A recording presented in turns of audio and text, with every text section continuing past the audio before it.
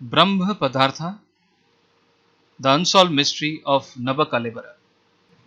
तो दोस्तों, आप लोगों को आज के दिन में ये पता है कि चक्र हर जगह, चक्र बैलेंसिंग, हृदय चक्र, माइंड चक्र, कितने अलग अलग चक्र हैं और उनकी बैलेंसिंग आज की डेट में की जाती है।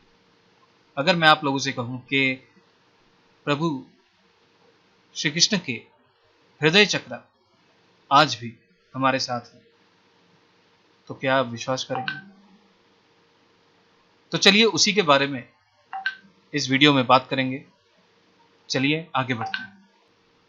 नमस्कार दोस्तों, आप लोगों का बहुत बहुत स्वागत है वैदिक एस्ट्रो के इस चैनल में।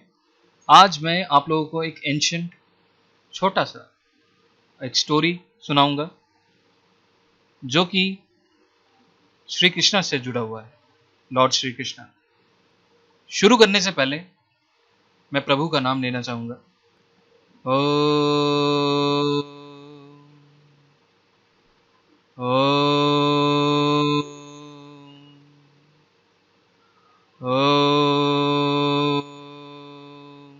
ओम भगवते वासुदेवाय नमः।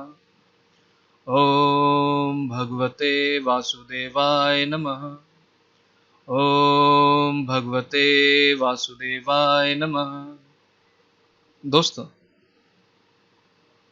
अगर आप नए हैं तो इस चैनल को सब्सक्राइब जरूर करें। इस चैनल में हम ज्योतिष के बारे में और कृष्णमूर्ति पद्धति के बारे में डिस्कस करते हैं। लेकिन आज जो हम टॉपिक लेंगे वो ज्योतिष से जुड़ा तो नहीं है, लेकिन हमारे भगवान श्री कृष्ण से जुड़ा हुआ। अगर मैं आप लोगों को कहूं कि श्री कृष्ण आज के दिन भी उनका एक अंश इस भारत की धरती में अभी भी है, प्रेजेंट है, एग्जिस्ट करता है, तो आप लोगों को कैसा लगेगा? तो इसी के बारे में आज हम ये चर्चा करेंगे और बताएंगे आपको कि एक्चुअली में ये ब्रह्म पदार्थ है क्या। कहा जाता है कि पुरी में जो जगन्नाथ टेम्पल है वहां पे आज भी श्री कृष्णा, उनका जो हृदय है, हृदय का एक पिंड आज भी वहां पे रखा हुआ है। और जो भी वो हृदय पिंड है, वो जो लकड़ी की मूर्तियां हैं उसके अंदर उनको स्थापित किया जाता है। और लगभग हर 12 या 19 साल के अंतराल पे तो वो मूर्तियां भी बदली जाती हैं। तो ये माना जाता है जो वो पदार्थ है जिसे हम ब्रह्म पदार्थ कह रहे हैं, वो एक चक्र के रूप में है और वो आज भी एक्टिव है। तो इसी के बारे में आगे चर्चा करेंगे कि ये ऐसे यहां तक कैसे पहुंचा और ये एक्चुअली में है क्या। आप लोगों ने ये तो जाना ही होगा कि श्री कृष्ण जी की मृत्यु आज भी मिस्ट्री है। वो एक जगह एक वन में थे और एक शिकारी जो था वो शिकार करने के लिए जंगल में घूम रहा था और उनका उस शिकारी का जो एक वान था वो अनजाने में श्री कृष्ण जी को लग जाता है, वो उसी में उनकी मृत्यु हो जाती है। ये भी कहा जाता है जो वो शिकारी था वो पिछले जन्म में बाली और इस जन्म में उन्होंने रीबर्थ लिया एक शिकारी के रूप में। उस जन्म में प्रभु राम ने बाली को यही बोला था कि अगले जन्म में तुम्हें एक मौका मिलेगा मेरे प्राण हरने के।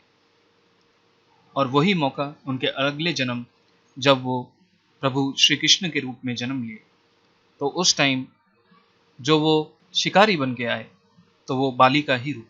तो जब उनकी उस विष लगे हुए तीर से प्रभु श्री कृष्ण के प्राण निकल गए, उसके बाद कहा यह जाता है कि उन्होंने उनके शव अंतिम क्रिया किया, अग्नि को समर्पण किया। और जब अग्नि को समर्पण किया उसके बाद सब कुछ जलने के बाद एक अद्भुत सी चीज जो कि एक चक्र का रूप धारण किए हुए थी वो शेष बचा हुआ था और वो जला नहीं। जो शिकारी था तो उसने उस चक्र के रूप में जो वो चीज था उसको फिर से जलाने की कोशिश की, लेकिन फिर भी वो उस चीज को जलाना। तो ये कहा जाता है कि कहीं ना कहीं वो श्री कृष्ण जी का ही एक अंश है और एक चक्र के रूप में है। लेकिन बहुत ही इंटरेस्टिंगली आप ये समझें कि वो जो एक चक्र था कि जैसे कि हृदय के, आज की डेट में हृदय को चलाने के लिए जैसे आर्टिफिशियल पेसमेकर्स होते हैं, वैसे ही आप सोचें कि वो एक मशीन टाइप है और वो किसी भी लाइट से वो एक्टिवेट हो जाता है और वो वाइब्रेट करके उसमें बहुत सारी एनर्जी निकलती है।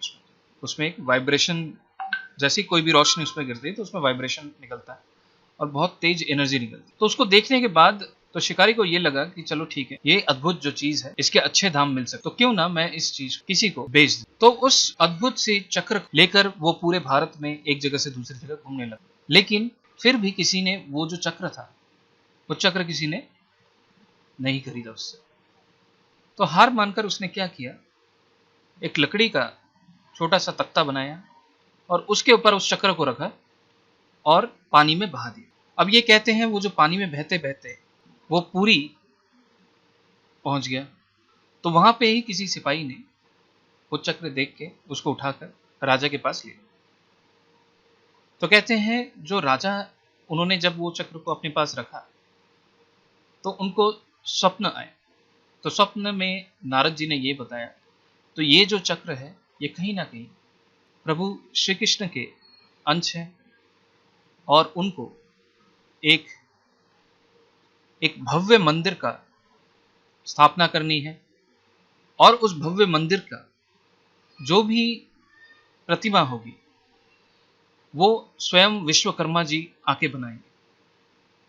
लेकिन उसमें एक शर्त था कि आप कभी भी, जब तक वो मूर्ति संपूर्ण न होगी तब तक आप वो मूर्ति जाके नहीं देख सकते। तो राजा ने सब ही अरेंजमेंट कर दिया, हर तरह की चीजें, प्रबंध का जो भी चीजें चाहिए थी वो सारी चीजें रख दी एक रूम के अंदर और वहां पे वो मूर्ति का कार्य शुरू।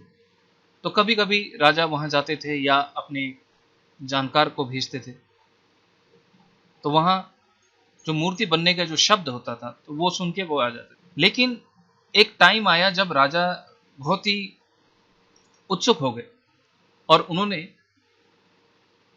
अपने जो दिए हुए वचन थे उसमें नहीं रहे और वहां पे जाके उन्होंने वो दरवाजा को उसको खोल दिया और मूर्ति देखने की इच्छा प्रकट करी।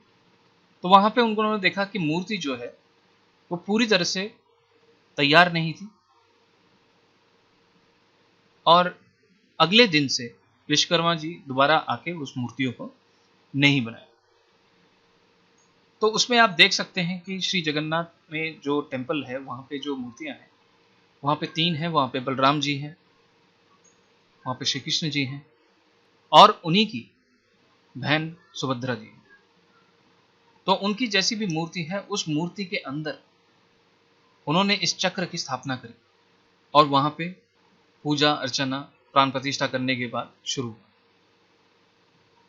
लेकिन ये जो मूर्तियां हैं, ये जो मूर्ति सारी लकड़ी में बनाई गई है, लकड़ी, नीम के पेड़ को काट कर ये मूर्तियां बनाई गई। अभी आप देख सकते हैं कि ये जो मूर्तियां हैं ये हर 12 से 19 साल के बीच में ये मूर्तियां चेंज की जाती हैं, दोबारा प्राण प्रतिष्ठा की जाती है। ऐसा क्यों? पहली बात, ये जो एक ब्रह्म पदार्थ है ये अभी भी एक्टिव है, इसमें बहुत बड़ा एनर्जी सोर्स है। और आपको पता है पहले जो मूर्तियां बनती थी वो मूर्तियां जो है वो पत्थर में या किसी धातु में बनती थी, ठीक है। और कोई भी पत्थर या धातु की अगर हम बात करें वो कहीं ना कहीं, हम जैसे साइंस में कहते हैं, कंडक्टर होते हैं और हमें ऐसा पदार्थ चाहिए था जिससे हम एनर्जी को सस्टेन भी कर सके, जो कि इंसुलेटर कहते हैं, जिसमें बिजली की प्रवाह नहीं होती, तो वो जो है लकड़ी है। लेकिन फिर आप ये सोचिए कि अगर लकड़ी, वो एक जो चक्र है उसमें इतना एनर्जी है, वो जैसे ही लाइट से स्पर्श करेगा तो वो एक्टिवेट हो जाता है और अभी भी आज की डेट में भी उसमें बहुत ही तेज रोशनी और सोर्स निकलता है। तो फिर एक लकड़ी 12 से 19 साल में क्यों बदलने की जरूरत पड़ती है? वो इसलिए ऐसा होता है, ये कहा जाता है कि उसके अंदर कहीं ना कहीं कोई एक पदार्थ जो है जिसे हम मरकरी कहते हैं, मरकरी जैसा कोई पदार्थ वहां से उस चक्र से निकलता रहता है थोड़ा थोड़ा करके, जिससे वो जो है लकड़ी को अंदर ही अंदर धीरे धीरे उसको खत्म करता है। तो एक टाइम पीरियड बाद उस वजह से ये मूर्तियां बदलनी पड़ती हैं। और जो ये मूर्ति बदलनी पड़ती है वो भी एक बहुत बड़ा इवेंट होता है पुरी में। उस इवेंट में लोग 5 ग्रुप में निकलते हैं मंदिर से और नीम के पेड़ की तलाश करते हैं। तो उस नीम के पेड़ में एक अद्भुत सा निशानी खोजते हैं। और अभी जो लास्ट टाइम जो हुआ 2015 में, तो वहां पे आप वीडियोस भी देख सकते हैं, यूट्यूब पर आपको मिलेगा, जिसमें उन्होंने उन पेड़ के अंदर शंख, चक्र और गदा के चिन्ह उस पेड़ में देखे। और ऐसे ही पेड़ को काट के ले जाया गया और उसके बाद नई मूर्तियां बनाई गई। और जिस दिन उस हृदय की स्थापना या ब्रह्म पदार्थ या हृदय की स्थापना दोबारा की गई, तो वहां पे पूरे उस जोन में रात को बिजली की प्रवाह बंद कर दिया गया, ताकि कहीं पे भी कोई लाइट का सोर्स ना रहे।